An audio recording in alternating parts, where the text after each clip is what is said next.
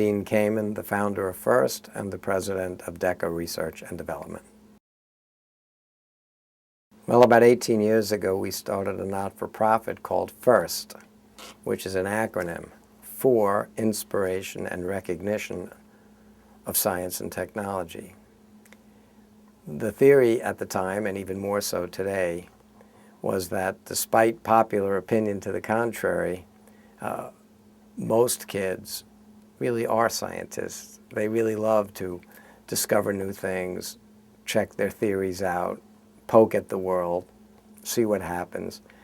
But we have a society that does a couple of things that I think are constantly gnawing away at kids' perspective on science and technology.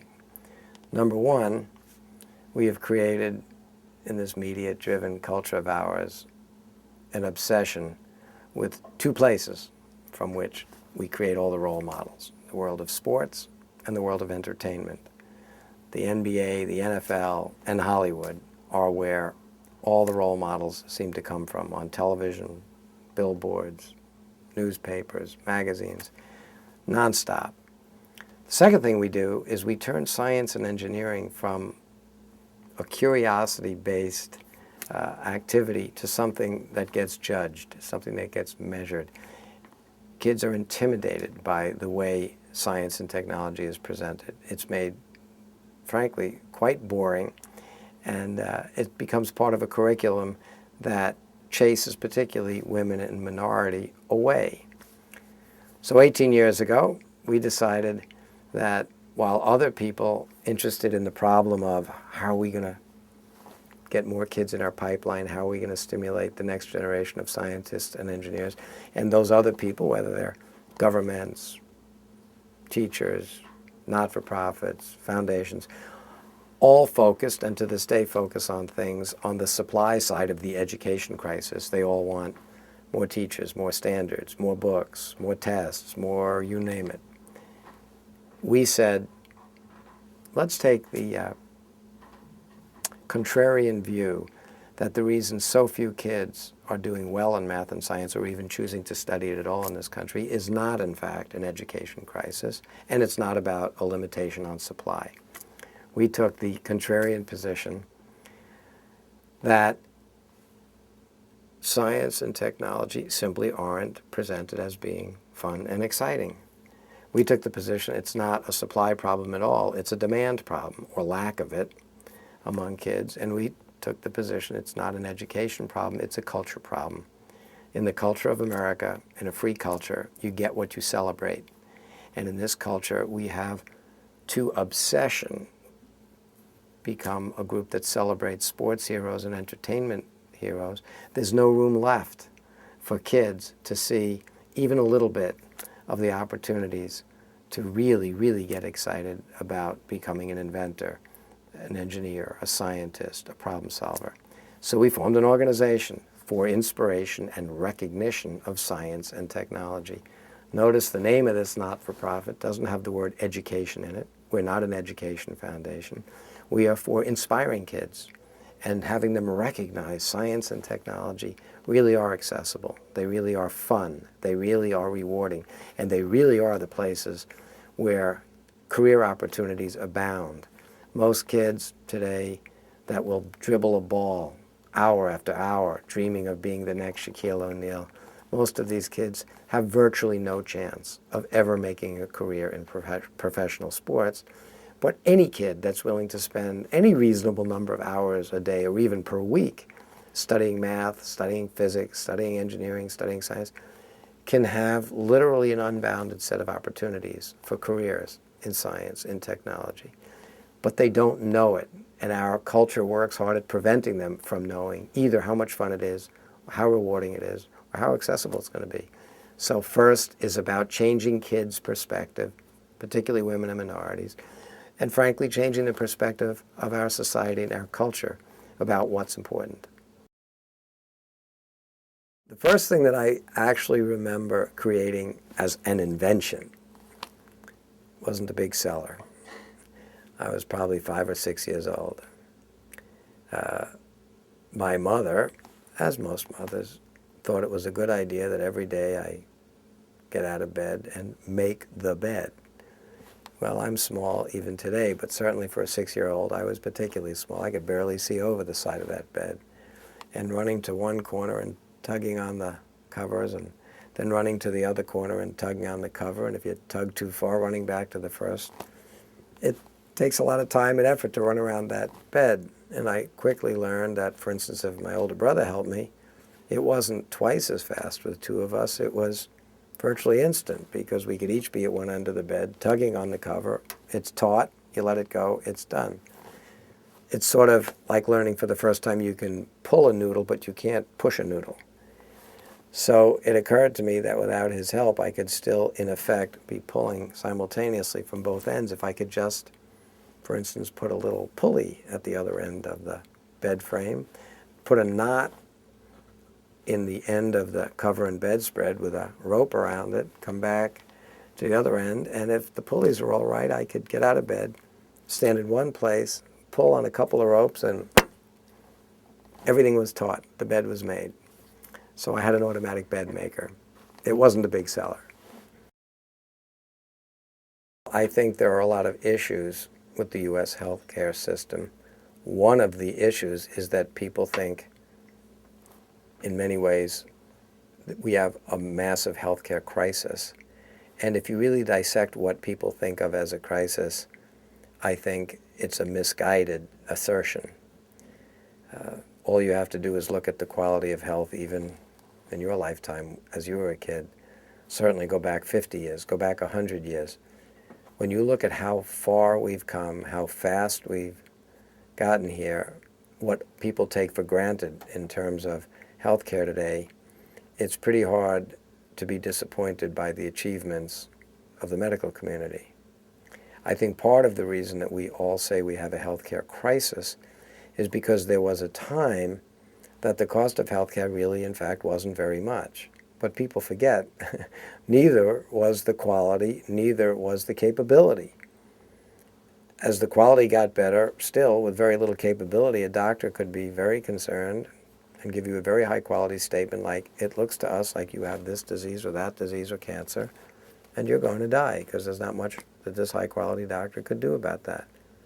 We now live in a world where virtually everybody expects there's going to be some reasonable therapy for virtually any situation.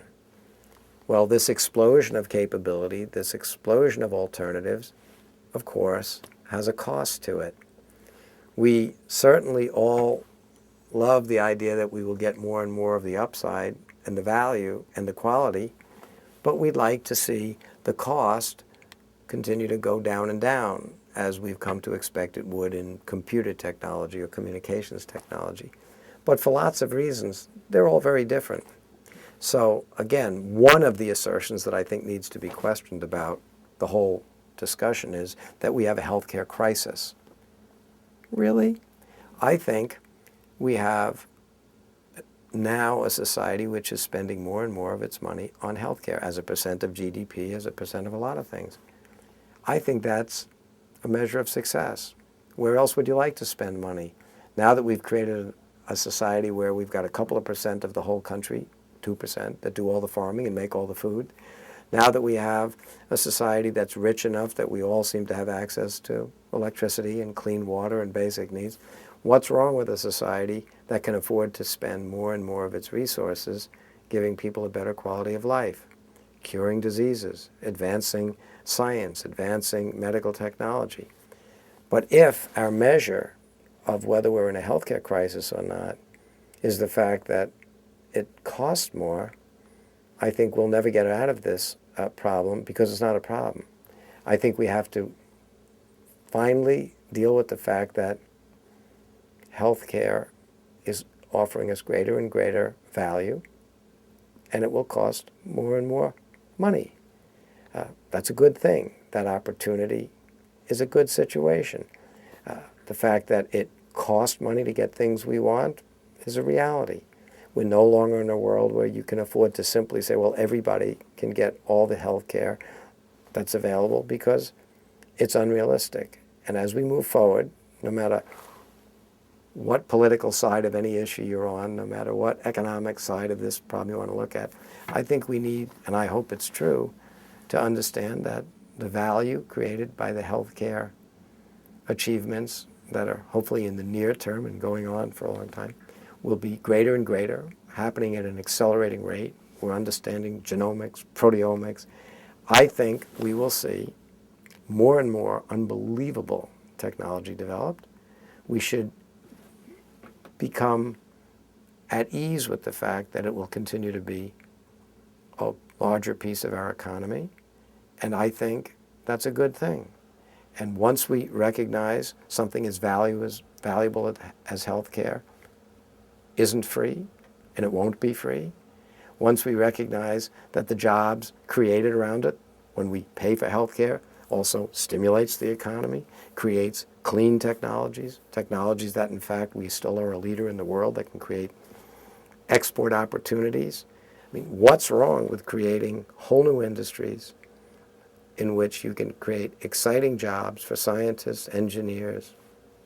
What's wrong with an economy that's based more and more on our ability to focus on improving the quality of life and the health care, the length of life and the quality of health of all people everywhere? If we want to focus on doing that, we should be happy that we are such a rich society, rich financially, rich intellectually, rich culturally, that we can afford to put more and more of our resources into something like healthcare. If we continue to have the simple, shallow debate about we spend more money today than we did last year on healthcare, well, you know what?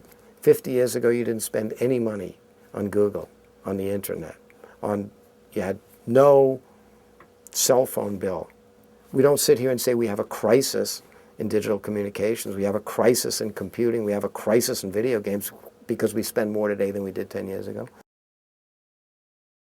In some cases, the medical technology is now allowing people to diagnose long before there are any symptoms what might happen if we don't intercede, or even if it's going to happen and we can't intercede yet, how we can prepare for it. But a world in which you can get a therapy designed to improve your personal quality of life that doesn't have to be a pill that was tested against a broad base of statistical people that are presumed to be somewhat similar to you, in which 30% were cured and 30% weren't cured and 40% had terrible side effects. And you're supposed to swallow this pill hoping you're in the right 30%. I think in your lifetime, in my lifetime, that level of acceptance of, well, we couldn't do any better, won't be tolerated. We're going to start to see individual therapies customized for individual patients, and it's going to change the way people get health care. I wouldn't know what it's like to hit a dead end. Every project I've ever worked on ends up ahead of schedule and under budget. We always get it right the first time, and we ship it, and it's always perfect. But I could imagine that there are other people that don't have that situation. Actually, nothing could be further from the truth. Every project we've ever done, without exception, you start out with some simple objective. It always seems simple. And then you get into the ugly reality of trying to accomplish that simple objective. And nature is, it's not cruel, but it's very subtle. And inevitably, you're surprised along the way as you try to make things happen. And almost all the surprises are bad surprises.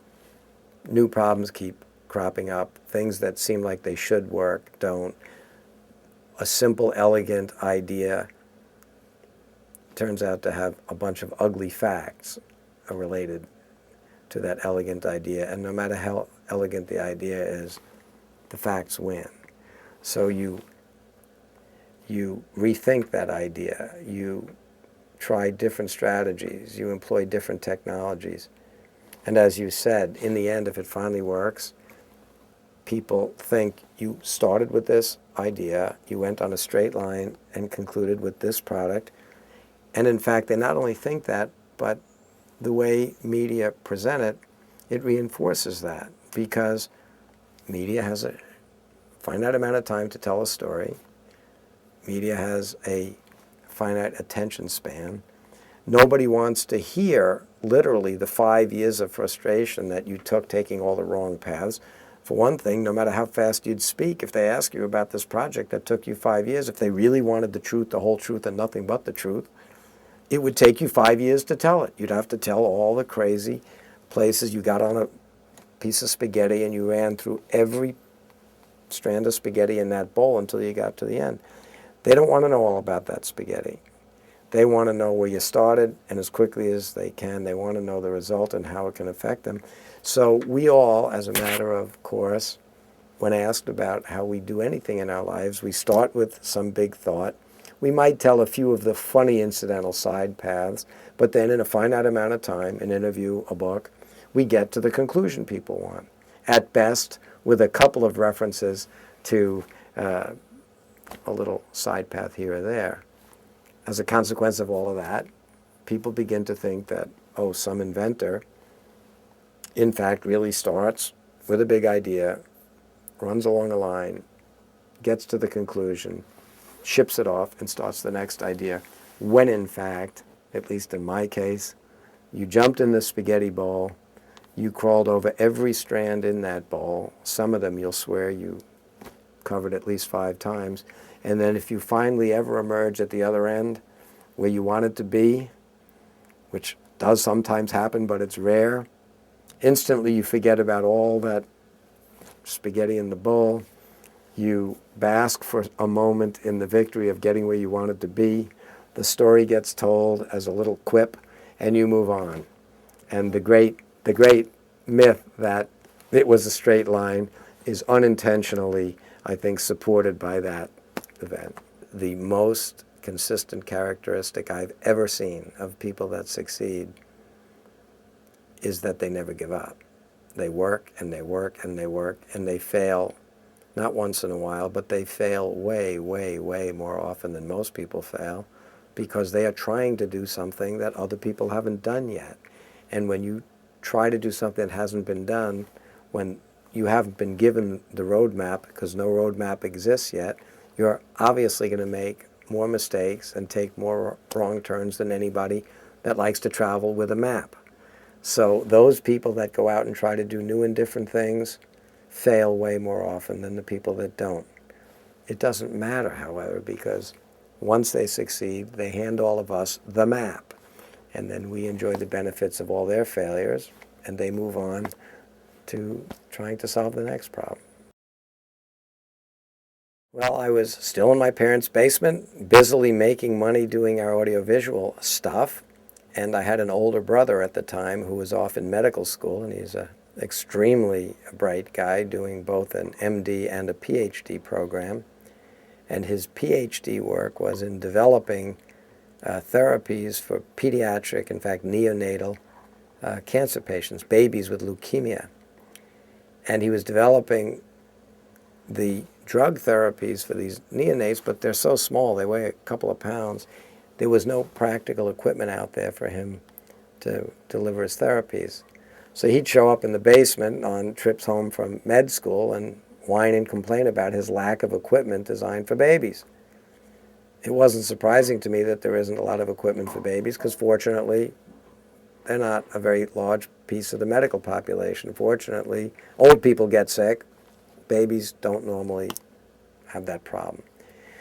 But I could sit in the basement and imagine that I could build tiny, tiny little drug delivery systems, essentially using a syringe, for instance, as a whole day's supply of drug instead of an IV bottle. So I built for my brother some little devices that used a syringe as the reservoir, and built some electronics and control systems that would allow him to program those things for drug delivery for his research. I think he was very proud of my stuff. I certainly wasn't doing it as a business. I was helping my brother. But he would take it to med schools with him, and he ended up doing a little time at Harvard, where he met a lot of doctors up in Boston, and he ended up doing a residency at Yale, where he met a lot of the adult docs. And one of these docs at one point said, you know, that little thing is so small, it's great that it sits in an isolette moving around with babies, but it's so small you could slap it on the belt or put it in the pocket of an adult who could walk around getting chronic therapy for things that might dramatically improve their health care. Like what? How about insulin for diabetics? So suddenly I took this core technology that I developed for this very rare disease that we hope lots of people will never have to deal with, pediatric cancer, and it would serve a very, very broad population of people walking around needing insulin to deal with their diabetes. And so we modified the pumps, we moved out of the basement, we started making lots of different pharmaceutical delivery systems, ended up building a nice company around that, and to this day we continue to build stuff for home dialysis, diabetes care. We build lots of products related to helping people get both better therapy and live better lives simultaneously.